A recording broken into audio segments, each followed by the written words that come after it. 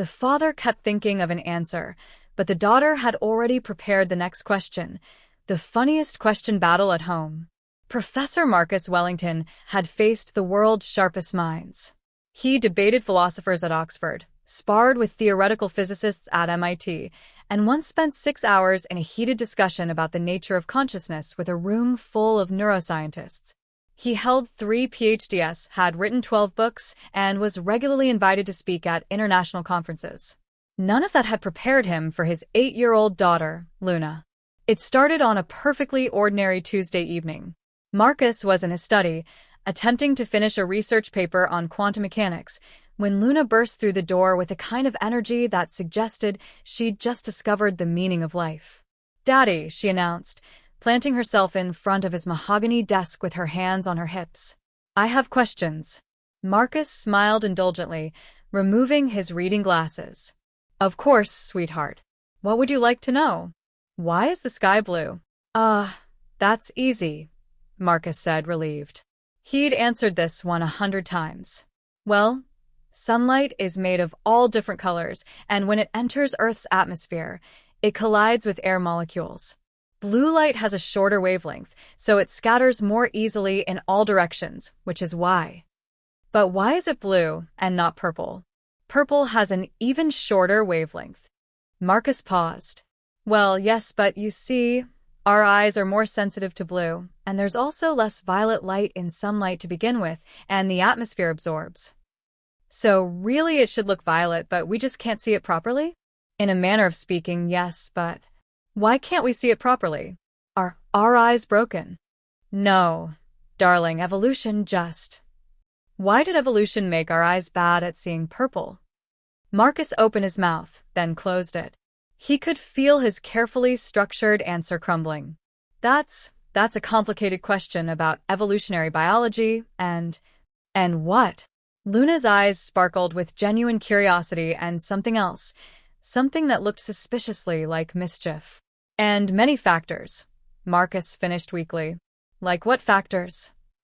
Environmental pressures, survival advantages, genetic mutations over millions of years. But specifically, which environmental pressures made purple seeing unnecessary? Marcus felt a bead of sweat form on his forehead. Sweetheart, perhaps we should. Oh. Next question. Luna interrupted, pulling a small notebook from her pocket.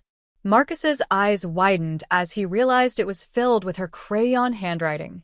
Why do we say head over heels when that's the normal way we stand? Shouldn't it be heels over head? What? Marcus blinked. That's a linguistic idiom, honey. It's just an expression that means. But it doesn't make sense. You're trying to describe being upside down, but you're describing right side up. Yes, well, language isn't always logical. But you always tell me to be logical. I do, but language evolved through usage and cultural. So, can I make up sayings that don't make sense? Well, no. You should still try to communicate clearly. But grown-ups don't communicate clearly if they say head over heels when they mean heels over head. Marcus rubbed his temples. You're technically correct, but... Next question. Why do we park in driveways but drive on parkways? Luna, I don't think. Is it because Americans named everything backwards? Mom says Americans are weird about measurements. Your mother is British, of course she thinks. Why do Americans use different measurements? You're a scientist. Doesn't it bother you? It does, actually, but... Then why don't you fix it? I can't just change an entire country's measurement system. Why not? You're super smart. Being smart doesn't mean I can change government policy. Why not? Shouldn't smart people be in charge? That's a question about democracy and governance that I'm not sure. Do you think you're not smart enough to be in charge? No. I mean, yes, I'm intelligent, but leadership requires different skills. What skills? Communication, empathy, political acumen. What's acumen? It means keen insight and decision-making ability. Don't you have that? You make decisions about your research all the time. Yes, but political decisions affect millions of people. So you're saying your research doesn't affect people? No. It does. I'm saying, what am I saying? Marcus realized he'd lost track of his own argument. Luna flipped a page in her notebook. Next question. If you clean a vacuum cleaner, do you become a vacuum cleaner? Marcus stared at her. That's just wordplay. But am I wrong? No, but. So I'm right? Technically, but it's not a meaningful philosophical. What makes something meaningfully philosophical?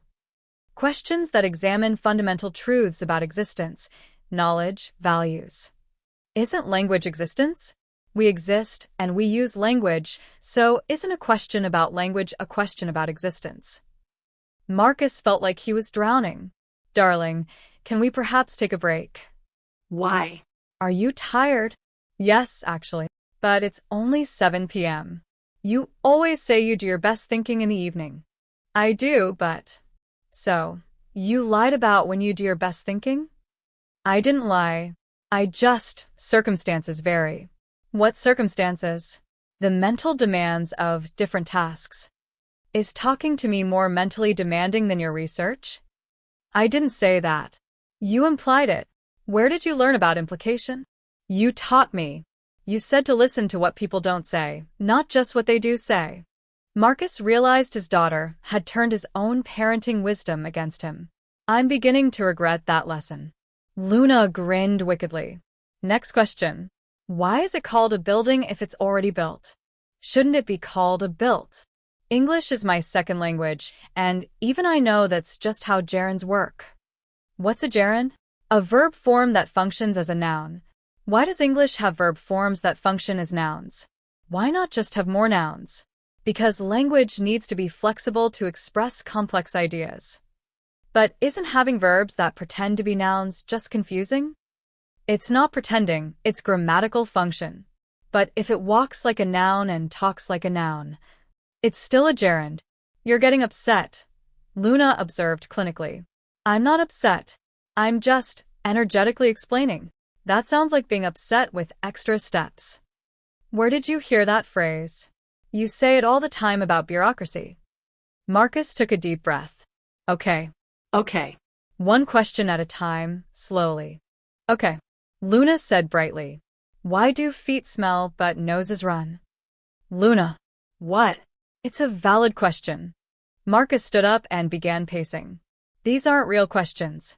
You're just collecting paradoxes and linguistic oddities. But they make you think, don't they? Yes, but... Then they're real questions. You said any question that makes you think is worth asking. Marcus pointed at her dramatically. I am beginning to think I gave you too many philosophical lessons. Can you give someone too much philosophy? Apparently, yes. But philosophy is about wisdom, and you can't have too much wisdom, so... Luna, please. Why do we call it rush hour, when traffic doesn't rush? Marcus sat back down heavily. I need a drink. You don't drink. I'm considering starting. Mom says day drinking is a cry for help. Your mother is correct, which is why I'm currently crying for help. Luna giggled and consulted her notebook. Ooh, here's a good one. If you're in a vehicle going the speed of light and you turn on the headlights, what happens? Marcus's professional instincts kicked in. Finally, a real physics question. You see, according to Einstein's theory of special relativity, nothing with mass can actually reach the speed of light, so the premise is impossible. But what if we pretend it could? We can't pretend in physics. The laws don't allow. But scientists do thought experiments all the time. You told me about Schrödinger's cat. That's different. How? It's illustrating a real principle of quantum mechanics. And my question is illustrating the real principle that you can't go the speed of light. Marcus opened his mouth, then closed it. You're actually not wrong. I know, Luna said smugly. Next question. No. Wait. Can we at least? Why is abbreviation such a long word? Oh, for the love of. And why isn't phonetics spelled the way it sounds? Luna. Why can you say, I smell a rat, when you see something suspicious, but no one actually smells rats? Well, except maybe exterminators, but they don't say it when they literally smell rats, do they? Marcus put his head in his hands. I'm being defeated by a third grader. Actually, I'm in 4th grade now. That doesn't make me feel better. Why not? Because, wait, are you asking that as a real question or as part of your interrogation? What's the difference? Intent, purpose, sincerity. So, you're saying some questions aren't real questions? Some questions are rhetorical. What makes them rhetorical? When the questioner doesn't expect an answer, but I expect answers to all my questions. That's becoming increasingly clear, Marcus muttered. Luna's eyes lit up. Oh. Here's one I've been saving. If nothing sticks to Teflon, how does Teflon stick to the pan? Marcus actually perked up. That's actually a good question. The Teflon coating is applied at very high temperatures during manufacturing and the rough surface of the pan. So, things do stick to Teflon? No. The pan surface is prepared with special bonding. But if it bonds, it sticks, right? It's a chemical bond, not mechanical adhesion. What's the difference? Atoms sharing electrons versus physical interlocking. But isn't all touching just atoms not quite touching because of electromagnetic forces? Marcus froze. Did you just understand quantum physics? I watch YouTube. What have you been watching? Science videos. And cat videos. Mostly cat videos. Luna, focus. Speaking of cats. Next question. Why do cats always land on their feet and toast always lands butter side down? What happens if you strap toast to a cat's back, butter side up? That's a joke paradox from the internet. But have you tried it? No, I'm not strapping toast to a cat. Why not? Isn't science about experimentation? Science is about ethical experimentation. We don't torment animals.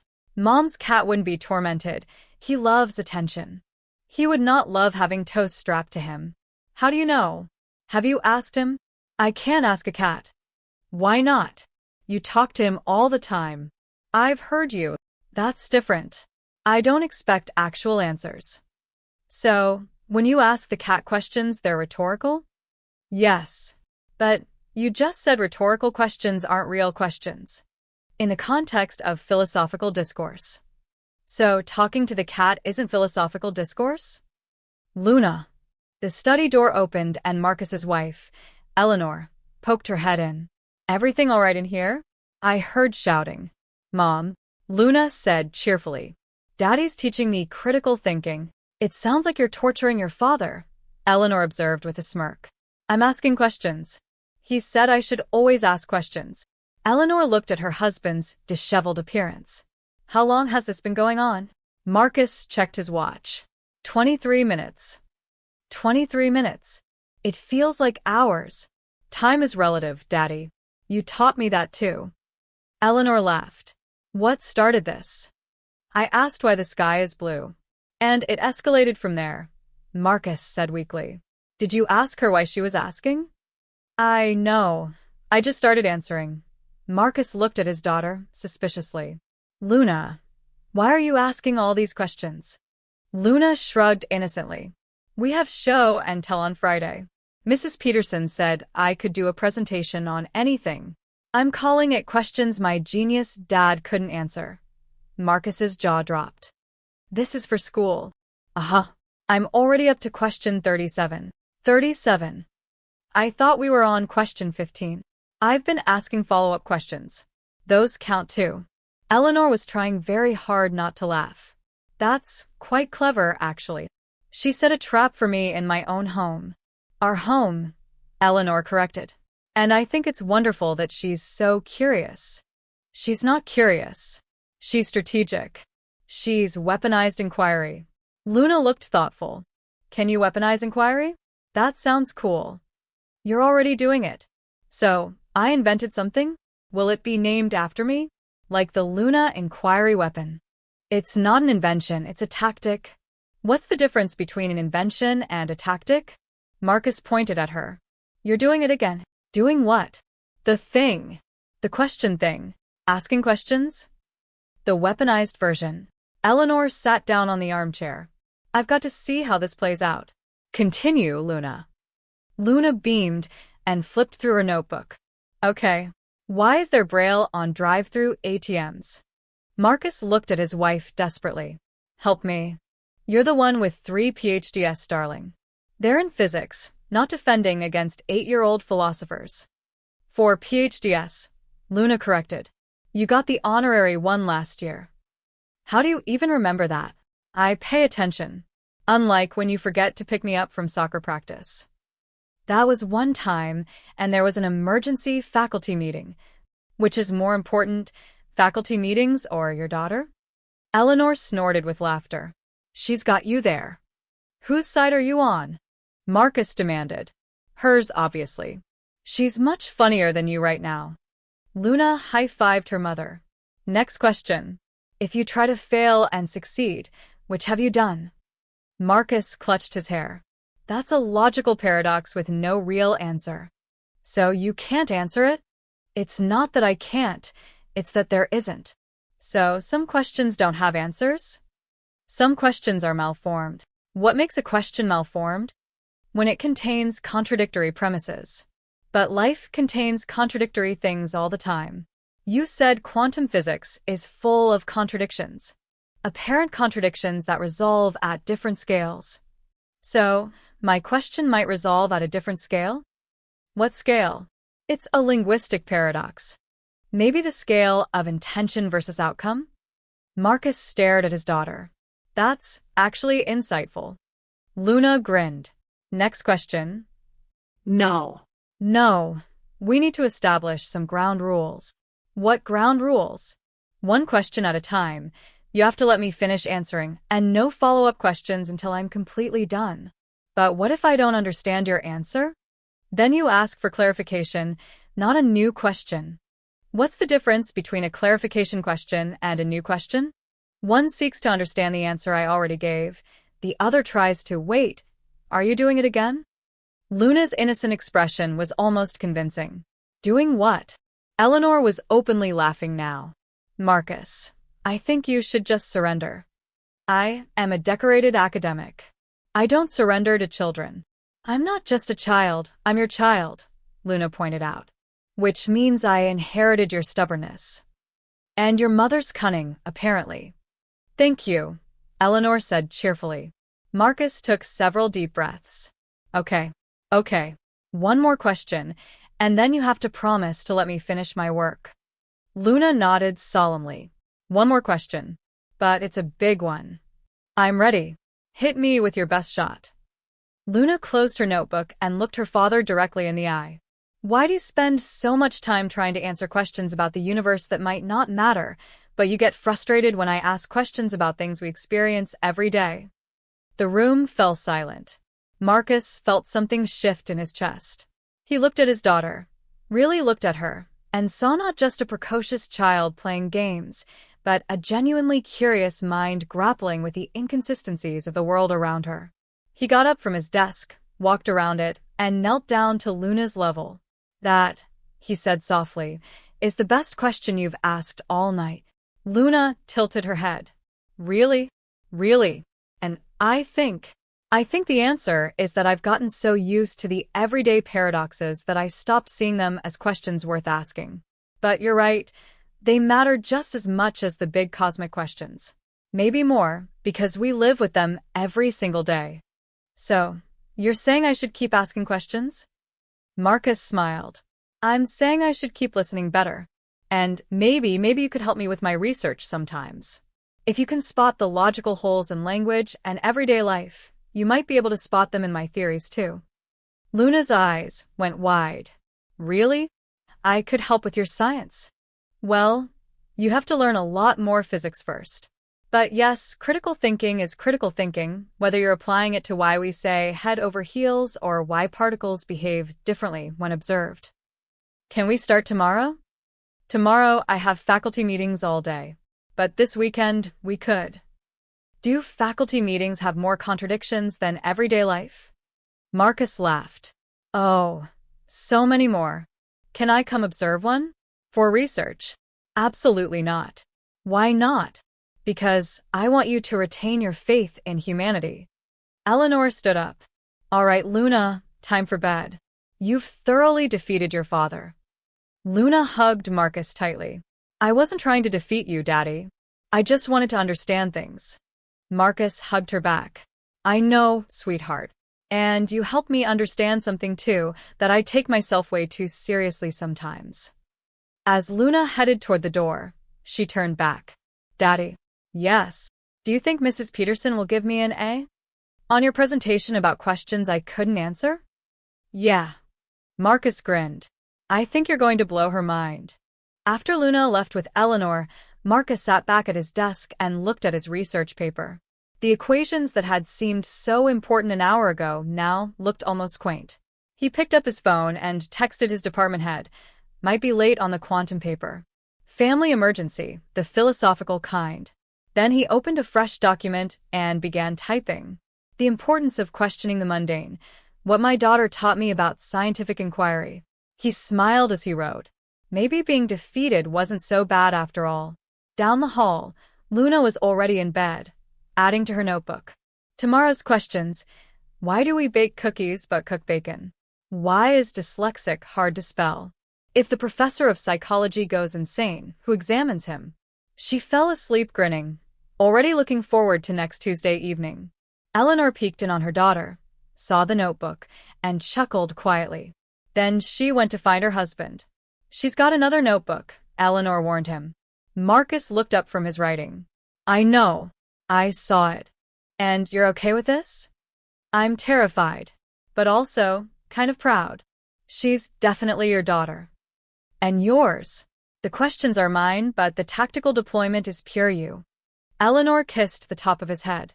Welcome to parenthood, Professor Wellington, where all your degrees mean nothing, and an 8-year-old can reduce you to existential crisis with a notebook and some crayons.